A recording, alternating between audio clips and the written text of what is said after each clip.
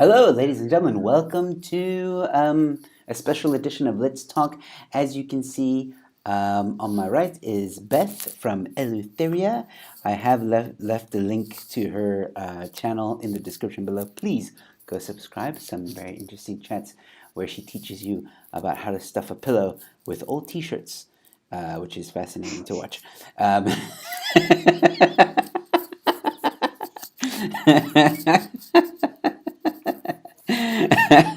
Correction, they're not old t-shirts, they're old work shirts and offcuts of fabric from stuff that I make because Oh, please, why are I we make splitting stuff. hairs? Stop Uh, teasing me. anyway, we are gearing up and getting ready to watch Cyril Ramaphosa, the South African president, address the nation, an update on what is happening.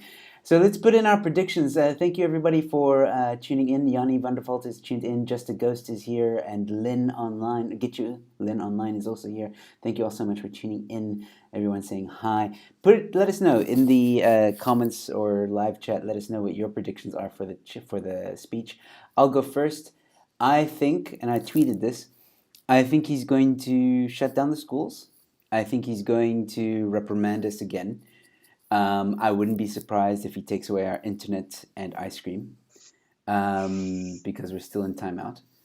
I think he is going to also maybe address the protesting and the looting. Maybe I don't have high hopes for that one, but if he does, I imagine he would say like, "Oh, we're under a lot of stress. He understands that we're all stressed, we're all upset, but please, patience. This is a pandemic, and we're trying our best, and we will make mistakes." The same old stuff that he's been saying for the past few weeks. And I think there was something else that I thought he would. I can't remember now. Beth, what do you think he's going to say? I agree with you. I think there's going to be something closed, another privilege taken away, and we're going to get reprimanded like the naughty school children that we are. Because heaven forbid you should have a population of 59 million people that actually value their civil rights. Yes. But hey. Yeah, exactly. Yeah, it's gonna be sad. I think it's gonna be a tough one to watch, to be honest. I'm just setting up in the background quickly. For those of you who are tuned in at the moment, please bear with me. I'm trying to let's see here. Let's add this. So we'll do this. There we go. And then we need to zoom in here. Let me see. Man, how do you zoom in? Oh, there we go. Cool. Yeah, I don't know. I don't have much hopes, but I thought, hey, let's do another live stream. Why not? It's been a while, and if there's anybody that's watching that is new to my channel, please consider subscribing. I do a lot of content. There's not a lot of viewers at the moment, but hopefully, as we get into things, more people will tune in shortly. What I've been doing though is I've been trolling the ENCA live chats and telling people to come watch on this channel. Good for you. I like that. I don't know if it's gonna work, but we'll see. Nabila saying just to go saying a factdemic. Well, I know Beth likes to call it a scamdemic. I call it I think I also call it a scamdemic, to be honest. Where did that start? Did you start that? No, I don't know. I did, but I think it was already trending like overseas before I started using it. And then Storm Legacy just encouraged me to keep on using it because you watched my little rant about the Who and not the band. Yeah, that's a better The band would probably have done a better job. Okay, so Nabila saying, well, Zim is back into hectic lockdown. Alcohol and cigarettes are available though. We have a curfew from 6 p.m. to 6 a.m. Fun. That's interesting. She's in Zimbabwe, right? And even they don't even have a ban on alcohol and cigarettes. But how's that curfew? I don't know. Curfews kinda, sort of, kinda make sense. I don't know. Depends on on what is like. Okay, so the curfew is from 6 p.m. to 6 a.m. Okay, that's a bit hectic. Yeah. So you're not allowed to go out at night, No, I'm basically. sorry, any curfew is an infringement on your freedom of movement. As it is, we have an infringement on our freedom of movement because we're not allowed to visit friends or family or stuff, you know. We're only allowed to go to church and the shops. Yeah. No, I understand that point, and I completely I can sympathize with that point. I think curfews are not a bad idea if there really is a danger. If there's really going to be a large majority of people at risk. But obviously, during the lockdown, curfews don't make sense. And especially this one, 6 to 6, like that doesn't make sense. Like, oh, so at nighttime, the virus is out to get you. You know what I mean? It only comes Yeah. out at night. Ooh. That doesn't make sense. Um, AM Racing ZA, who is new to my channel, Make please sure you subscribe. subscribe. Yeah, please subscribe. Says tonight bread is banned because when you share a bread, there is saliva. Can I have a little rant about bread quickly? Because I keep forgetting to do this on my channel. Can I just have a rant about bread? Sure, but before you do, Or I is, just want to let people okay. know that are tuning in now. I am gonna. There is. You can see I am waiting for the president to go live. So if you're new to my channel, please subscribe.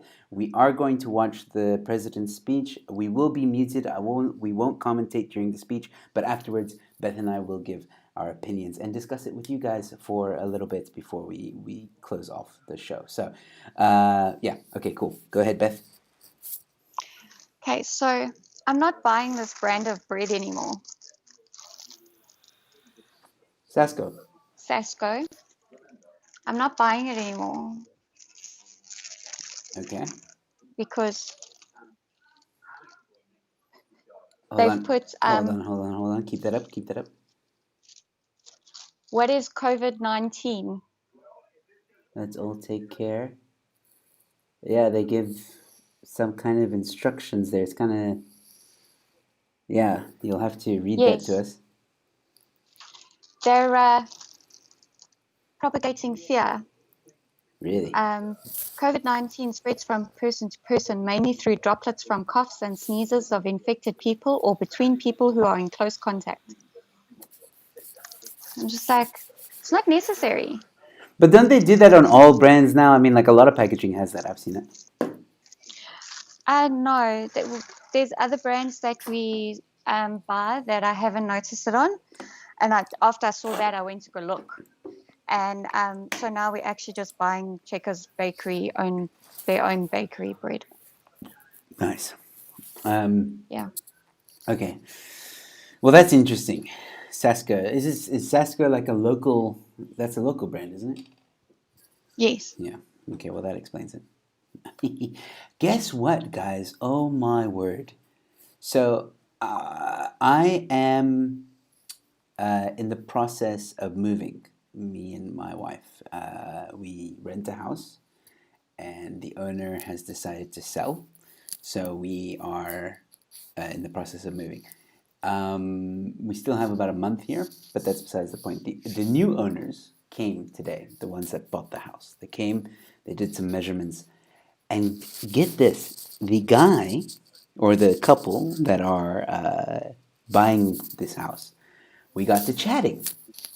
And he is a detective in the police force, and his wife is a prosecutor.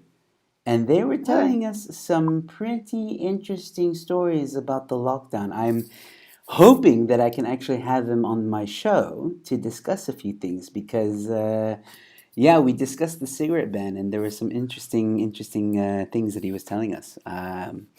If I don't have him on the show, I will tell you guys what he said. But for now, I'm gonna try and get him on my show. He seemed okay, but he said he has to ask for permission, which gives me a bit of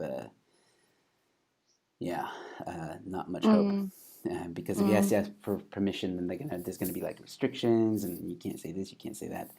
What I mm. can say though, and I'll give you guys this little bit of information. So he's a smoker. um, and I asked him. I said, "What is your precinct think about this whole cigarette ban?" He's like, "We don't care. If we see you smoking, if we see you buying a smoke, we're not going to say anything." I like to hear that. Yeah. I really do. So even the police force is. Mm. I mean, I can't. Okay, obviously Not can't. all of them, Yeah, but can't say all of them, mm, but it's his precinct. Yeah, it's that was very interesting to hear. And he told me some other stories as well. I think it would be very interesting to have him on the show and chat with him a bit. 4 minutes until the president goes on. That's if he's on time. We do a thing here where we guess what time we think he's going to be on. Do we think he's going to be on time? Let us know in the chats below, in the live chats. Beth, do you think he's going to be on time? Last time you were quite close with your guess. I remember. I was. I'm gonna go with 2012 because that's the year my son was born. 2012. Okay. Mm. So 12 minutes past 8. Yes. I think he's going to be on time. I think he's going to be on time this time. I say this because the past two um, addresses he's actually been more or less like he's been about 5 minutes late, but Mm. that's acceptable, except for when he's like an hour late, then that's not acceptable. Yanni Vandervolt says he 7 minutes and 27 seconds left late. Mr. Fasan thinks he's gonna come on at 8:07. Nabila saying he'll be late 7 minutes. What's up with the 7 minutes? Why is there something? Everyone's saying 7 minutes. Like Maybe he fancies himself as 007, you know? Maybe that's what it is. yeah. I tell you something. I'm looking at the live chats on ENCA, and everyone's saying F F F F F F F F F F F F F. Someone must have said say F, which represents something. Sorry, Ruan Vandervolt says waiting for Daddy to scold us because we are breathing. Yeah, that's pretty much where it is now. It's pretty much how it is. Just a ghost saying, "I'm so happy I stopped smoking in February. Do miss it still." Yeah, some people were forced to. Well, okay, February there wasn't any lockdown, but good for you, man. Um, he will be late. Just a ghost says 8:10. Cryo saying evening, Joe and Eleutheria. Evening, buddy. Please subscribe if you haven't yet. Hello? Nabila saying Cyril Bond. That sounds like a terrible cereal. Detention for all, yes. Penny Losh says, I think he will surprise us all and be on time. He was on time for that media thing. I forgot what it's called. So yeah. Penny Losh, are you the Penny Losh that I know from the Free Cycle group? Just asking. I'll let you know what she says. Elbow cough. Anti-Marxist. So, ladies and gentlemen, Hello, again, once again, anti-Marxist. there's a few people watching. We will go to the president as well. You can see I've got it in the background. As soon as he starts talking or something happens, I will. Something's happening to my camera now for some reason. I'll fix that now. But I will switch over to, or we'll put me and Beth on mute, and we'll listen to what the president says. Then afterwards, we will give our opinions on what he said. Penny Losh saying, "Yes, I am." Oh, cool. Hi, Penny. Don't forget, ladies and gentlemen, Welcome. that you Have you can. subscribed to Joe and me? Please. Yes.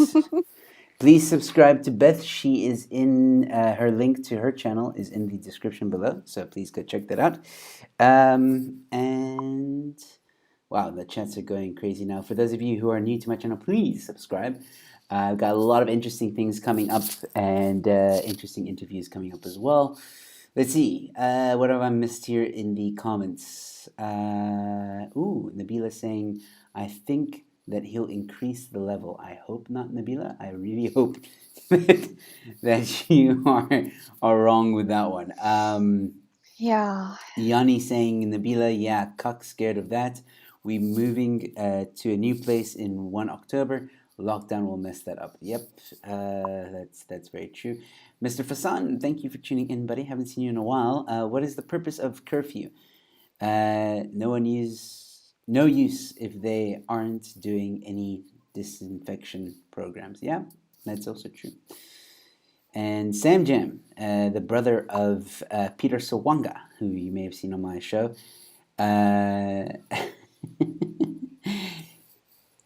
I don't know why he says 710. Okay. Or 20. Oh, maybe he meant. Oh, I see what you mean. Okay. He's trying to say 810. Okay. Just to go saying I'm still waiting for my food pack. I think you're going to be waiting a very long time, buddy. Penny saying, hi, Beth. I subscribed to Joe when I heard about his tattoo challenge. Yes. Great stuff. And she said she will subscribe to you too. Yeah, I'll talk about the tattoo challenge later. Okay, so we're 801, guys. And my bet, I might lose this bet now. Because I pretty much said he was going to be on time. I think I have a, 2-3 minute window? And then, yeah, after that he's late. I like how we just loaned $5 billion, but we happy to lose all the syntaxes. Yeah. Another interesting thing that I was talking about with the cop or the detective, he was saying like there's like 32 billion rand that they are losing in syntax between alcohol and cigarettes.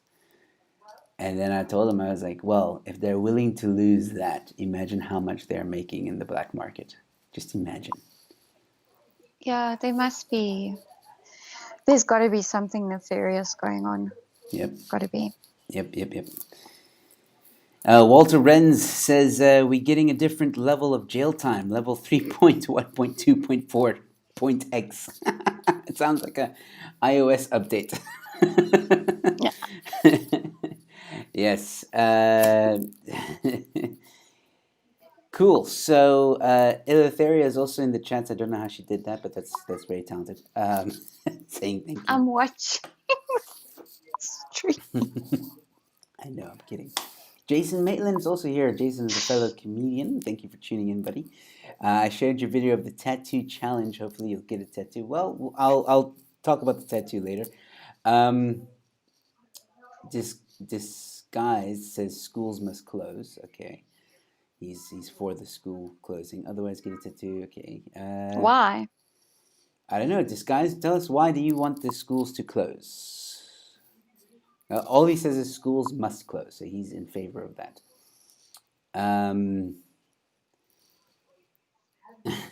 Ruan says it's a lockdown level bug fix release. Yeah, that's quite funny. All right, so we are approaching, like I said, guys. Oh, here we go.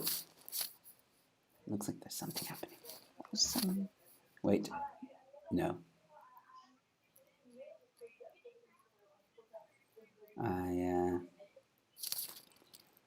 This pandemic.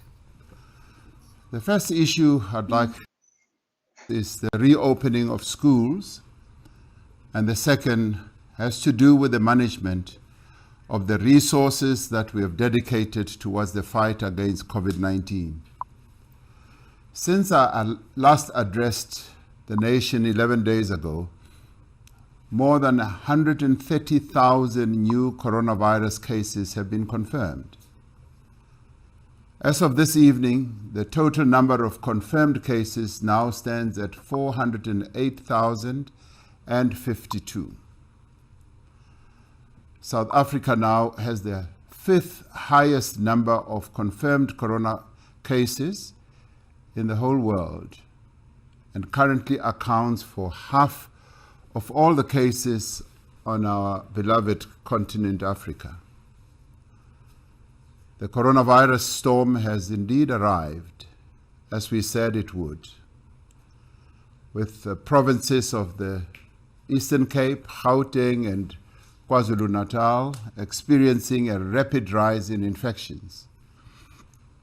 Even as the country braces for the difficult weeks ahead, it is significant that more than half of those people who we know to have been infected have now recovered. We have also seen a leveling off of infections in the Western Cape since the third week of June. Although it may be too early to tell, this development in the Western Cape provides some hope that the province may have passed the peak of infections. However, we need to remain cautious and vigilant and continue to follow strict prevention measures to avoid another rise in infections, as we often see in other countries.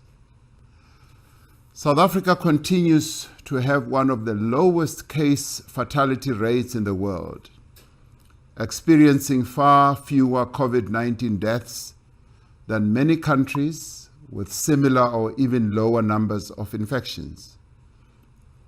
Since the outbreak of the disease in South Africa, more than 6,000 people have succumbed to the virus, and we continue to mourn their departure from our country through death. It remains our utmost priority to ensure that we do everything possible to minimize the loss of life.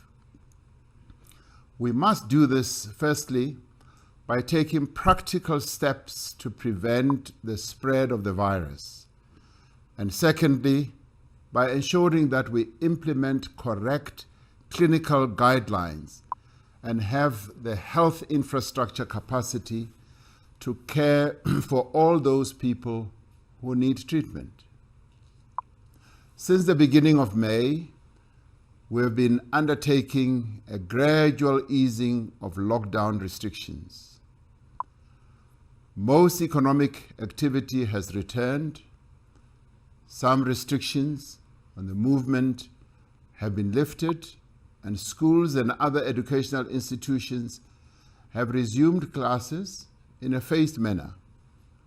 In approaching the opening of schools, we have always said that the health as well as the well-being of learners and educators is critical. We have also said that it is vital that the development and progress of learners should not be impeded. A major and lasting disruption to learning would have a devastating impact on the prospects of an entire generation of young people. This has been one of our considerations. It was in balancing these imperatives that we adopted a cautious and phased return to schooling, beginning on the 8th of June with the return to school of learners in grades 7 and 12. On the 6th of July, learners from grades R, 6 and 11 also returned to school. Now, with the number of infections rising in several parts of the country, there have been calls from a number of quarters in our country for schools to be closed again. Over the last few days, the Department of Basic Education, led by Minister Motshekga, has met with more than 60 organizations representing parents, school governing bodies, principals and their organizations, educators and their organizations, independent schools, and civil society formations. It has also consulted with the Council of Education Ministers representing the provincial education departments across the country. These consultations provided important insights into the experiences of the different stakeholders in education, and these produced a broad range of divergent views. It is necessary to report that it was difficult to find consensus on the best approach, just as there are differing views among both international and local experts on the circumstances under which schools should be reopened. What everyone does agree on, though, is that the health, the academic and social development of learners must remain our foremost concern. This is consistent with the advice of the World Health Organization, which argues for a balanced consideration of the educational needs of the child and trends in the development of the disease. Officials from the World Health Organization have also said that the best and safest way to reopen schools is in the context of low community transmission. Taking into account the views of the various stakeholders and expert bodies, Cabinet has decided today that all public schools should take a break for the next 4 weeks. Now, this has also been the experience in a number of other countries, where schools have opened and have also had to close due to the circumstances that each country has had to confront. This means that schools will be closed from the 27th July and will reopen on the 24th of August. There are, however, some exceptions.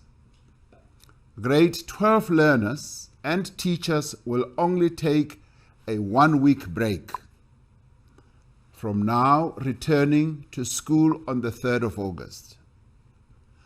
Grade 7 learners will take a 2-week break, returning to school on the 10th of August.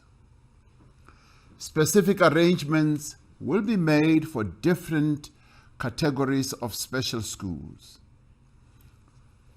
As a result of the disruptions caused by the pandemic, the current academic year will be extended beyond the end of 2020.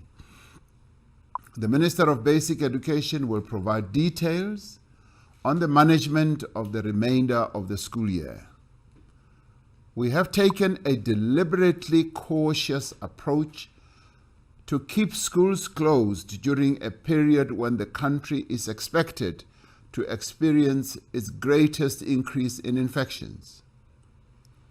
Throughout this period, the National School Nutrition Program will continue to operate so that all learners or their parents can collect food directly from schools. I'm aware that this arrangement that I've just announced will disappoint many learners who want to be back at school and may cause inconvenience and difficulty for many families who need to make alternative childcare arrangements. We ask you to do this because we believe it is important to ensure that schools do not become sites of transmission at a time when infections are rising fast. I want to thank all our teachers and other staff at schools across the country who have been on the front line during this pandemic under great and difficult conditions. My fellow South Africans, the coronavirus pandemic continues to cause our economy great damage, threatening the viability of many businesses, leading to job losses, and badly affecting the income of those that can least afford it. That is why in April we announced a historic 500 billion rand social relief and economic support package to direct resources towards our coronavirus response and assist businesses, workers, the unemployed, and households. The resources for this package came from the reprioritization of funds within the budget and through the mobilization of loans from funders. And this has been impacted by our very difficult fiscal position. These funders that we have had to source funding from include multilateral development banks who have heeded the call to support their member countries during this crisis, and this has been the case in many other countries around the world. We have received approvals for funding from the African Development Bank and the New Development Bank, and are in discussion with the International Monetary Fund. The 500 billion rand package that we announced has several parts and components and focuses on giving the greatest assistance to those in greatest need. Firstly, it redirects resources to fund the health response to coronavirus. This includes additional expenditure on personal protective equipment, community screening, increased testing capacity, additional beds in field hospitals, ventilators, medicine, and staffing. Secondly, it provides direct support to households and individuals for the relief of hunger and social distress. By the end of this month, an additional 15 billion rand will have been paid out to social grant recipients. Over 4.4 million people have now received the special COVID grant, which assists those who are unemployed and do not receive any form of support. So far, an amount of 2.2 billion has been paid out to these recipients. There were delays in paying this amount, which led to a lot of frustration across the country. But future payments will be made more quickly now that the necessary systems are now in place. As we announced, this grant will continue to be paid over the full 6-month period. This special COVID-19 assistance, which is the 350 rand, has provided essential support to most vulnerable people in our country. Thirdly, the package provides the assistance to companies in distress and seeks to protect jobs by supporting workers' wages.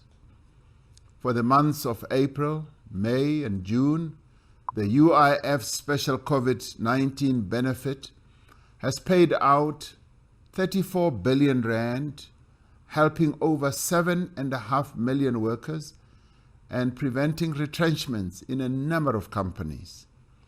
This scheme has now been extended by another 6 weeks to the 15th of August 2020. We continue to provide assistance in the form of loans, grants, and debt restructuring to small businesses, including spaza shops and other informal businesses. Special assistance has also been provided to businesses in the tourism, sports, and creative industries. To date, a total of 1.5 billion in support has been provided to all these businesses.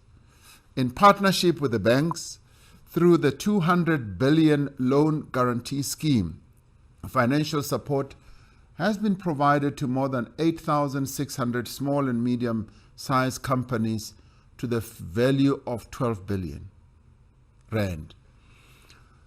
The rules of the scheme have been adjusted to expand the eligibility criteria and increase uptake, making it a lot easier for businesses to access finance during this period. I am therefore confident that we will be seeing more companies making use of this facility going forward now that the rules have been adjusted. Over 70 billion rand in tax relief has also been provided to companies. I mention all these figures because they clearly illustrate that the various parts of the social and economic relief package are being implemented and that the much needed support is reaching its recipients. This is making a real difference in the lives of millions of people in our country, and it is providing vital support to thousands of companies in these very, very difficult times that we are going through. But what concerns me and what concerns all South Africans are those instances where funds are stolen, where they are misused, where goods that we have to procure are overpriced, where food parcels are diverted from needy households, where there is corruption and mismanagement of public funds. Increasingly, we're hearing allegations about the fraudulent UIF claims, overpricing of goods and services, violation of emergency procurement regulations, collusion between officials and service providers, abuse of food parcel distribution, and the creation of fake non-profit organizations to access relief funding. From the outset of our response to the pandemic, we have been quite clear that there should be no scope for corruption in the use of these public resources. More so than at any other time, corruption puts lives at risk, particularly at this time and in any other time, of course. We therefore put in place several preventative measures. National Treasury issued regulations to ensure that emergency procurement of supplies and services meet the constitutional requirements of fairness, transparency, competitiveness, and cost effectiveness. Regulations were put in place to prohibit unjustified price hikes and ensure availability of essential goods. Since the declaration of the national state of disaster, the Competition Commission has investigated well over 800 companies on excessive pricing. It has so far prosecuted or reached settlements with 28 companies, imposing penalties and fines of over 16 million rand. The Auditor General has also adopted special measures to safeguard funds committed to the fight against COVID-19. Special audits have been undertaken to detect and prevent misuse of these funds and to identify risks in the system. In addition to all these other measures, we have established in government a collaborative and coordinating center to strengthen the collective efforts among law enforcement agencies so as to prevent, detect, investigate, and prosecute COVID-related corruption. This center brings together 9 state institutions, and these are the Financial Intelligence Center, the FIC, the Independent Police Investigative Directorate, IPID, the National Prosecuting Authority, NPA, the Hawks, Criminal Intelligence, and the South African Police Service Detective Service, the South African Revenue Service, SARS, and the Special Investigating Unit, the SIU, and the State Security Agency, SSA. With an operational hub at the FIC, this center is currently involved in investigating allegations of corruption in areas such as the distribution of food parcels, social relief grants, the procurement of personal protective equipment and other medical supplies, as well as UIF special COVID scheme. At least 36 cases are currently at various stages of investigation and prosecution. We are determined that every instance of alleged corruption must be thoroughly investigated, that those who are responsible for wrongdoing should be prosecuted, and that all monies stolen or overpriced should be recovered. In order to speed up and strengthen the process of dealing with corruption, I have today signed a proclamation authorizing the Special Investigating Unit, the SIU, to immediately investigate any unlawful or improper conduct in the procurement of any goods, any works, and services during or related to the national state of disaster in any state institution. This empowers the SIU to probe any allegation relating to the misuse of COVID-19 funds across all spheres of the state. If the SIU finds evidence of a criminal offense that has been committed, it is obliged and will be obliged to refer such evidence to the prosecuting authority. It is also empowered to institute civil proceedings for the recovery of any damages or losses incurred by the state. Now, to ensure that action is taken speedily, I will be getting interim reports on investigations every 6 weeks. The fight against the coronavirus pandemic is stretching our capabilities and resources to their limit. We are therefore determined that there should be no theft, no wastage, and no mismanagement of public funds. The consequences for those who break the law or bypass regulations will be very, very severe. The people of South Africa require nothing less than full accountability from those who've been elected and appointed to serve them. We commend those provincial governments and municipalities that have already started taking disciplinary action against officials accused of improper conduct and, where appropriate, have reported them to the law enforcement agencies. We are very pleased that this initiative is now underway. All the funds that we have committed must reach their intended recipients and must be put to their proper use. We will take steps to recover all funds that have been stolen or where goods have been overpriced. And it does not matter who has done so. The success of our fight against corruption depends on the involvement of all citizens and all parts of our society. In doing all this, we will also be working with various leaders in society and various social formations to strengthen our efforts to safeguard the precious resources that we need to overcome the disease and to protect our people from its damaging effects.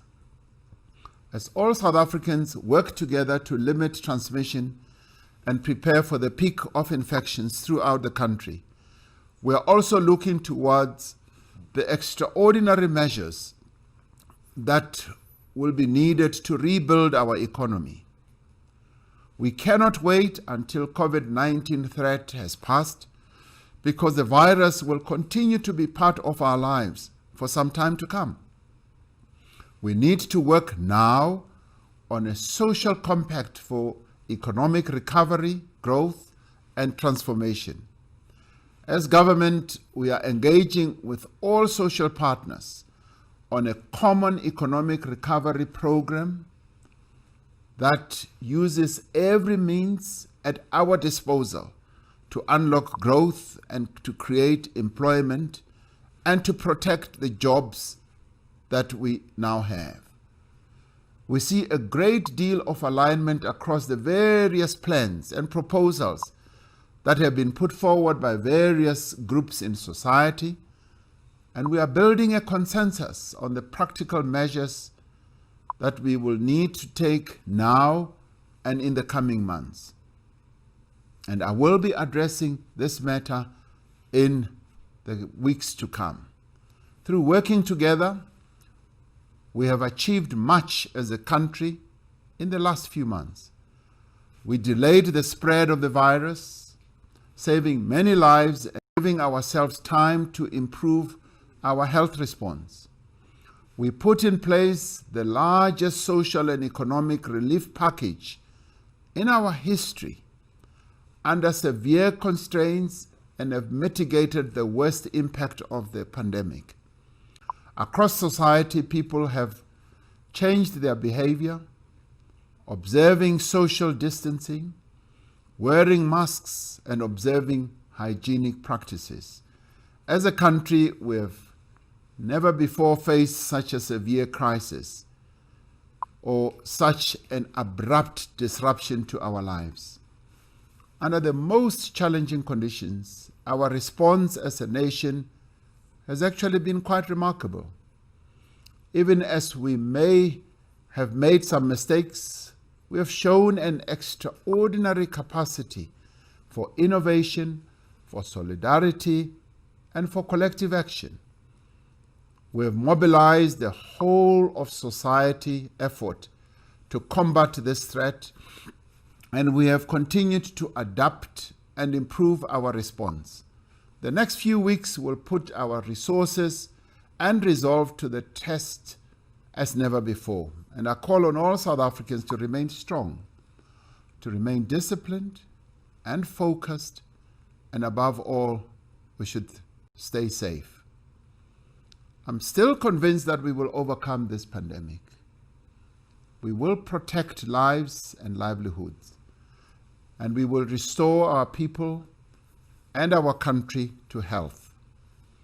This week, we mourn the departure of Ubaba Andrew Umlangeni Isithwalandwe, one of the last Rivonia trialists who contributed immensely to achieving the freedom that we have achieved.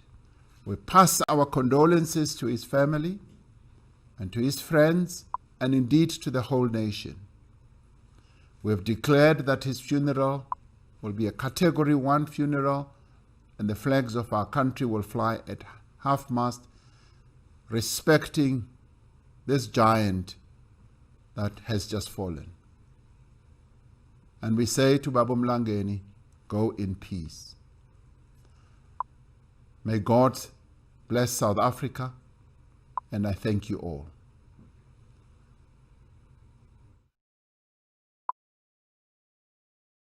Righty then, that's it. It's over, it's finished, was bullshit. All right, so very quickly, we're not going to ponder on this too much. Beth and I are just going to give our opinions. And do you want to go first, Beth? Sure. Okay, whatever that funeral for whoever that is, yeah, not happy about that. But what can we do? Don't think we should be spending money on things like that, but anywho, I like that he acknowledged the Western Cape decline in infections, and he's acknowledged that we've had fewer deaths, but he still doubled down on the lockdown. So I don't really see the point in acknowledging that we're doing pretty well, but yeah, not easing any of the restrictions. That's just ridiculous. I just I need to stress this to people because I don't think it's getting out there enough.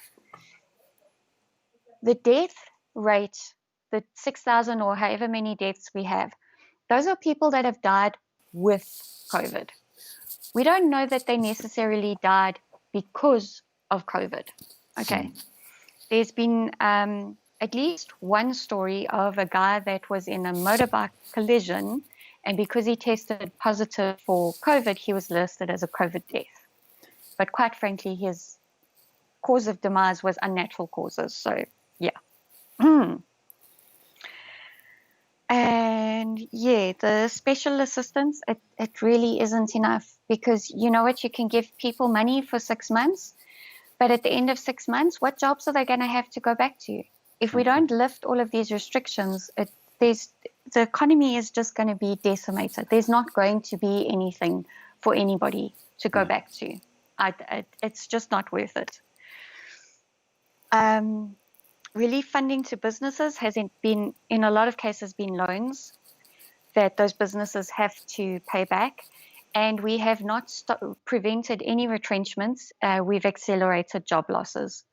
For him to say that they've prevented retrenchments with the relief that's been given to businesses, it has not been enough. We're sitting 4 months. No. And then he spoke about us entering the peak, but we need to limit infections. You can have one or the other. And that's it. And quite frankly, with how South Africa has shown their recovery rate to be pretty good, that we're not going to reach the 300,000 deaths that were initially estimated. Let's just open everything up and deal with it as best we can. They've had 4 months. The healthcare sector should be prepared. Let's just go for it. Yeah, well, I mean, I agree with you on pretty much everything. I think it's important to also mention, commenting on what you said now about the biker guy who was listed as a COVID case. Cryo says that he or she, sorry, I don't know if it's a male or female, personally knew someone that passed away in a car accident. Cause of death, COVID. Okay, so that's 2. Yep. That we know.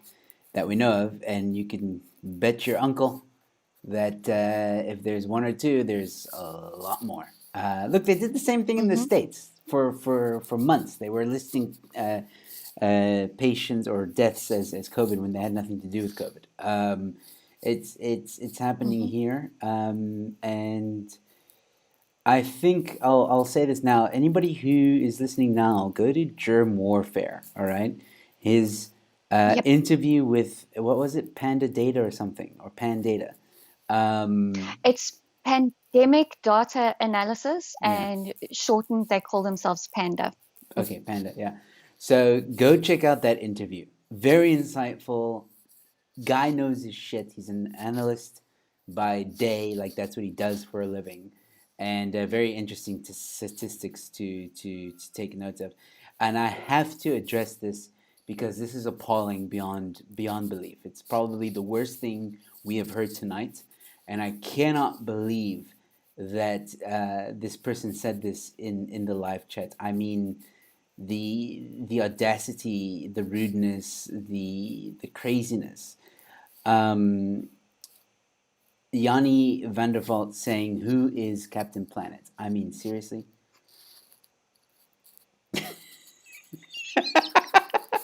Let me guess, Beth, you don't know who Captain Planet is either. I can see by the look on your face. You have kids. How do you not know who Captain Planet? Okay, maybe it's a very American thing. I don't know, but Maybe. All right, so Google Captain Planet. Your kids will love him. He's actually kind of woke. Actually, if I think about it, it's kind of a woke cartoon, to be honest. But yeah. Okay. It's all Maybe about. we'll give that one a miss. Yeah, it's all about. I don't know. Anyway, it doesn't matter. I'll tell you off air. So, my opinion. Yeah, I knew the schools were going to close. He obviously, or the government, ANC obviously. I saw some of the people commenting in the live chat. that Cyril, the ANC, has let the unions win. Basically, we kind of saw that Yeah. happening. And look, I don't have kids. I don't know what's it like to be in this situation with kids and having to homeschool them and all that. I I don't feel I have really any skin in the game, if I can put it that way, to comment on schools being closed furthermore. I do think that it is, in terms of education, like basically the kids got a leap year this year. Like that's what's happened. Everyone, in my opinion, I think everyone should just redo the year next year. Like I don't understand. Like it's like the craziest time right now to be in school. But that's my opinion. Other than that, he gave a lot of numbers and a lot of, oh, we're doing this, we're doing that, we're fighting corruption. I like how the narrative has changed, because every week the government seems to be fighting something. You know what I mean? Like 2 weeks ago it was, 3 weeks ago, we're gonna fight racism. Then the following week it was gender-based violence. Then I don't know, like there's always, now it's corruption. No, we're changing, we're fighting all these things, but yet I'm not seeing any action. I don't see any action. Please, I want someone to email me with evidence that ANC is doing something. I want proper evidence. I want to see footage of someone being arrested. I want to see paperwork of someone being arrested that has been accused and is being tried for corruption. He's saying all these things, and it's just words to me. It's like, oh, we're doing this, we're doing that. Yeah. No, just like with the gender-based violence. No, guys, please, you have to stop. Please stop. Just stop being mean, guys, please. That's basically what he said. So I'm furious because I tweeted earlier that there's this whole week there's been protests. He didn't acknowledge them, and I knew he wasn't going to. There's been looting. He didn't acknowledge that, and I knew he wasn't going to. There's been shops being burnt down, businesses being burnt down, people stealing alcohol and breaking down ATMs and trucks and vehicles on fire. Not talking about any of that stuff. Just let your country burn down while you say, hey, we're fighting corruption, though. We're doing that. Right? Anyway, it was a whole lot of BS and basically, again, asking for our patience and, oh, this is such a huge pandemic and we're in big trouble. And like you said, just flip-flopping back and forth. Gert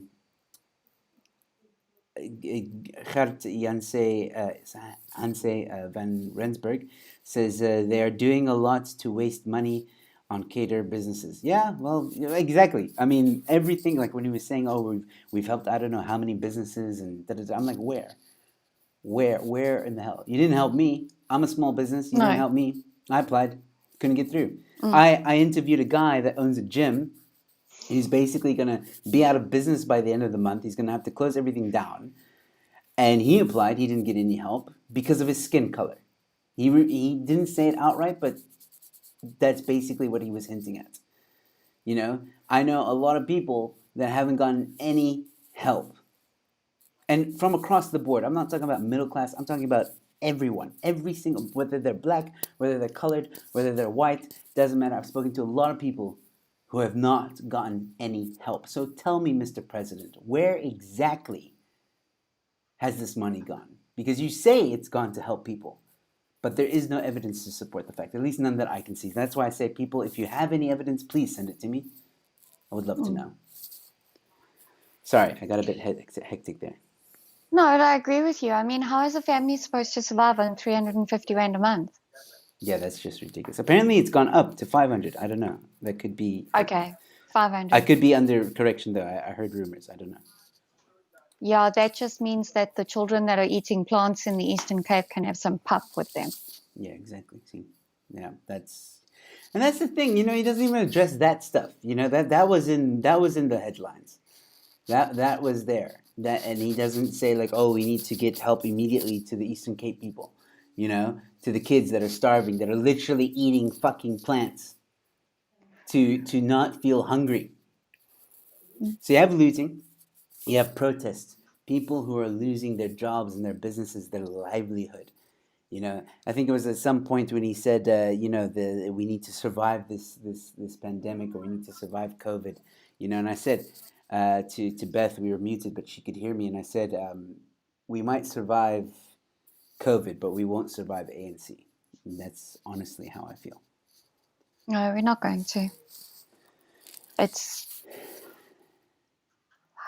This whole thing has been an opportunity for them to accelerate their agenda. Transformation. We heard that word again. Economic Yes. transformation. That's a huge red flag. And people think like, yeah, but they just want to make things more accessible to everybody. No. They want to make everything on the same level. And trust me, it's not going to lead to prosperity. All right. It's not going to lead to everyone having a mansion and a Mercedes in your backyard, unless you're Mikhail. But other than that, that was an inside joke. Nobody got it. Because he's watching. At least I think he's watching. No one. It's not going to lead to the transformation that the media and the president keeps on saying. The only transformation that should be done is free market. That's what gives opportunity to everyone. And until that is done, then all they're going to do is continue on what they're doing, which is destroying South Africa, while he gets richer and richer, and his like was mentioned now, cadres and friends and family. Yeah. There will be no, exactly, Tommy, there will be no economy to transform. Mikhail saying he only has 5 Mercedes.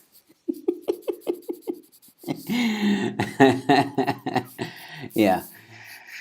I had to throw it in there. Actually, Mikhail studied political science, so he would also know a lot about this stuff. Maybe I'll interview him at some point. We'll talk about where the future of South Africa is. But yeah, I don't know, man. I'm angry. I feel angry every time Cyril goes on. I feel angry. Yeah, myself. Well, especially after the last one, where he scolded us like naughty children. Let's talk about And that. took Did you away feel our alcohol. scolded today? Did you feel like he was scolding us again? Not as much as the previous time. It was more like using coercive tactics of, you know, we need to work together because we're in this together, and you know, the power to turn this around lies with us. And I'm sorry, but it doesn't. Yeah. It doesn't. Our liberties have been taken away from us. Yeah. Yeah. We have no power. Yeah. We, you know, we're still apparently not allowed to visit our families. Oh no, none. He didn't talk about any of the regulation changing. Nothing except for schools being closed. And actually, let me clarify here, because this was asked now. I'll get to it in a moment. But remember, NDZ's goal is to get rid of the middle class so that they only have the serfs to control and no resistance from the middle class. This is true. This is we can see this is happening. But what I also wanted to comment on is Tommy asking, must private schools close as well? And he said public schools to close. He made a point of saying public schools. So I guess private schools keep going? I guess so. As far as I'm concerned, they're well within their rights to do so. I don't think there's any danger in schools being open. All of the stats and everything have shown that children, for the most part, unless they have severe comorbidities, come through corona just fine. Well, seeing as even if they do get infected. You have kids. You know. I do. Yeah, you've done a lot of research on the whole school thing. So I'm going to bring this to you because this was brought up. Remember this disguised guy, and then we'll close off on this. Disguised guy or girl said, they wanted the schools to close, right? And then we asked why. So they replied. I don't know if you saw the reply, but I'm going to read it to you. I didn't. Please do. Well, the secretary at a school near mine got corona.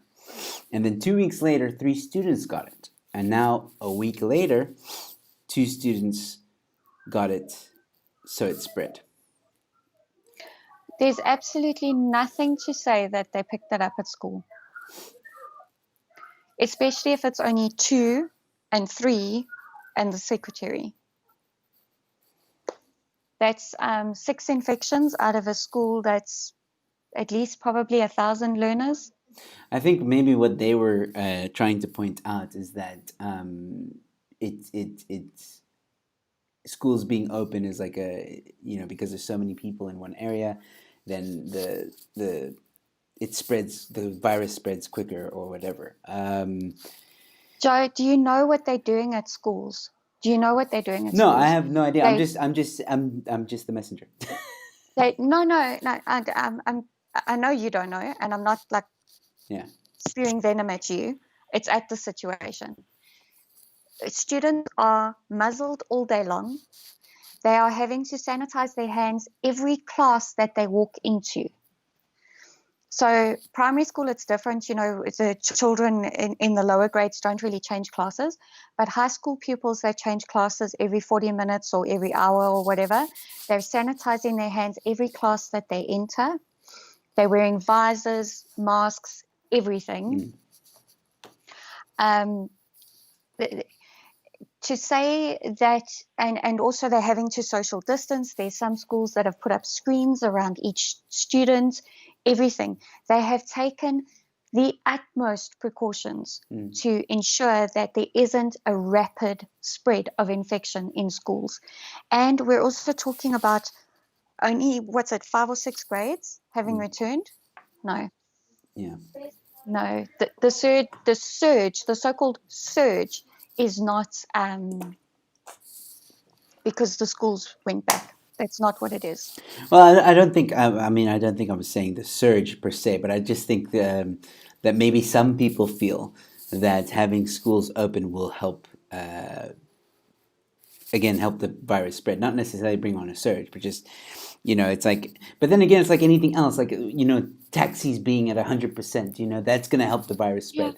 I'm not agreeing with this person. I think it's all hogwash. I think kids should go back to school. To be honest with you, it's been proven that kids are not as susceptible to the virus as adults, and someone who has diabetes and previous disadvantaged health, or is just unhealthy. But so this idea that oh no, we got to get the kids out because they're dangerous, and I hear that people also say yeah, but the teachers and stuff like that. There's some elderly teachers and stuff like that.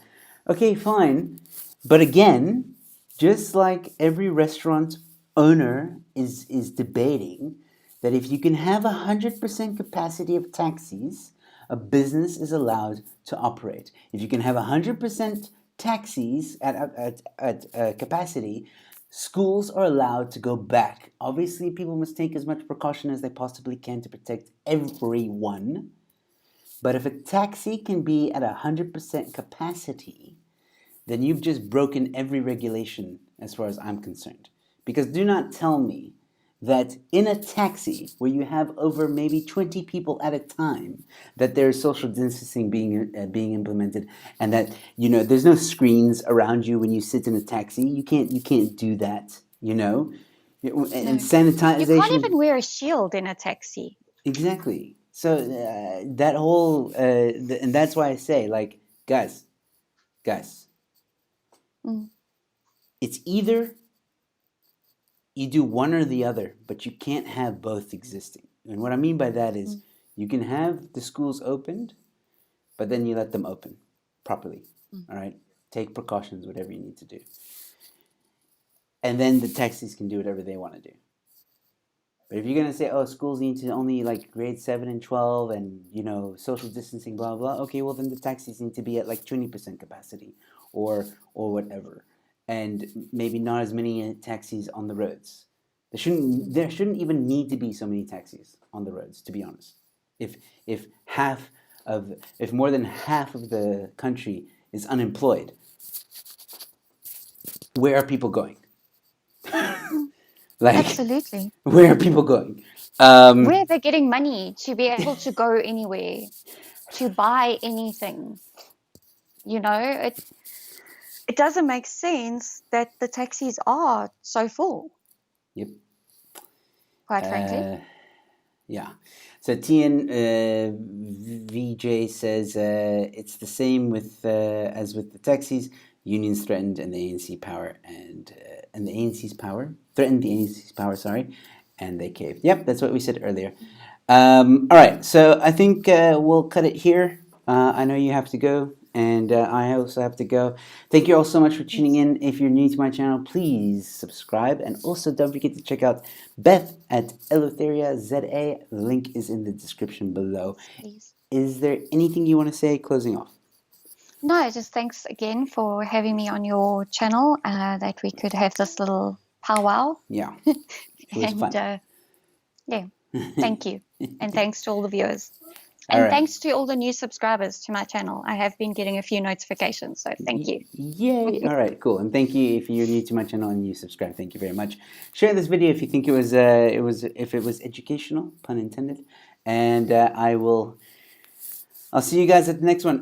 For those of you who may be interested, tomorrow I am interviewing Wutan. Is going to be on my channel, so we're going to be chatting to him about conservativeness. So please tune into that, and I will see you at the next one. Cheers.